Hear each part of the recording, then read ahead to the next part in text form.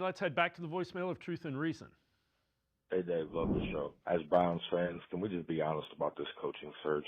They don't want a real alpha male coach. They want somebody who's going to say, yes, sir, whatever you say, sir. That's why we're going to end up with a coach like Mike McDaniels instead of going after an established coach. They want to go pick from coaches whose teams barely won 6 games this year. Haven't we learned enough from watching Jerry Jones? The Cowboys don't do anything because of Jerry Jones thinks he knows everything. Jimmy Haslam is the same way. From what I'm reading, they're telling these coaches that Jim Schwartz has to stay. You know, I understand he's a good coach, but if you want him to stay that bad, make him the head coach. But you're not going to get a real coach in here and tell him, well, you have to have this guy. That's not how it works. I mean, you can make it that way because it's your team, but you see where your team's at, and you'll be doing this every 3 to 5 years. Just want to hear your thoughts. Go Browns. As always, appreciate all of the voicemails. Let's welcome in Lance Roslin from the Plain Dealer at cleveland.com.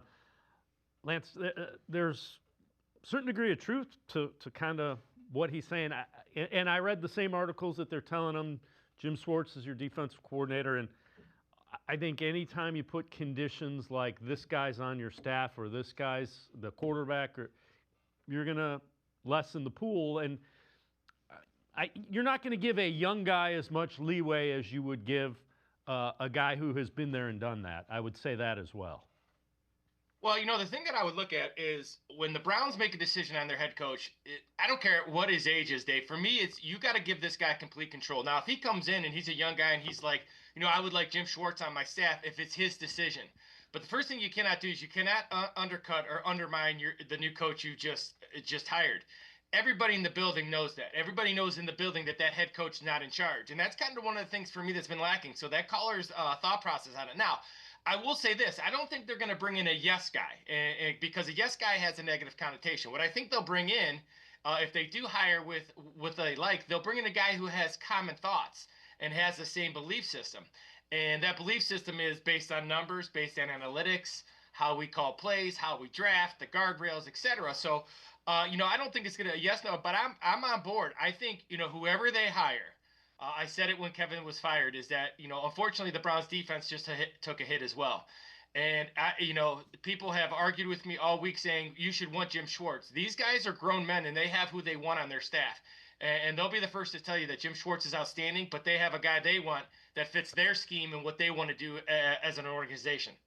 You know, I'm kind of a keep it simple kind of guy. I think the more people you have that have a voice in a decision that's major, that influences things, the more likely you are to mess it up. And the other thing that I would say about that, and the problem I think this franchise has had, when you have a bunch of people, the Deshaun Watson trade, you have a bunch of people that's, you know, common thought partners, well then who's the guy that's making the decision, and who should be the guy that gets accountability dropped on his head for it? That's the problem behind common thought partners.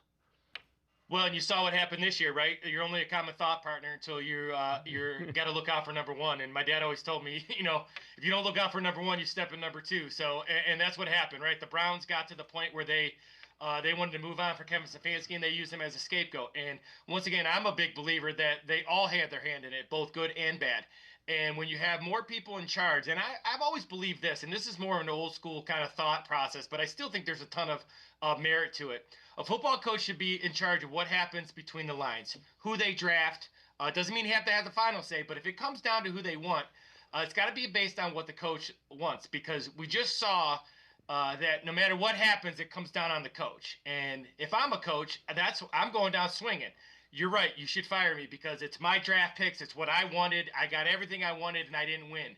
In this type of situation, you can have a scapegoat, and that's what happened with Kevin Stefanski. Obviously, he didn't win enough, but he's not the only reason they lost. And I think once again, I'll say it to the day I die, a head football coach should be in charge of who's on the field and when.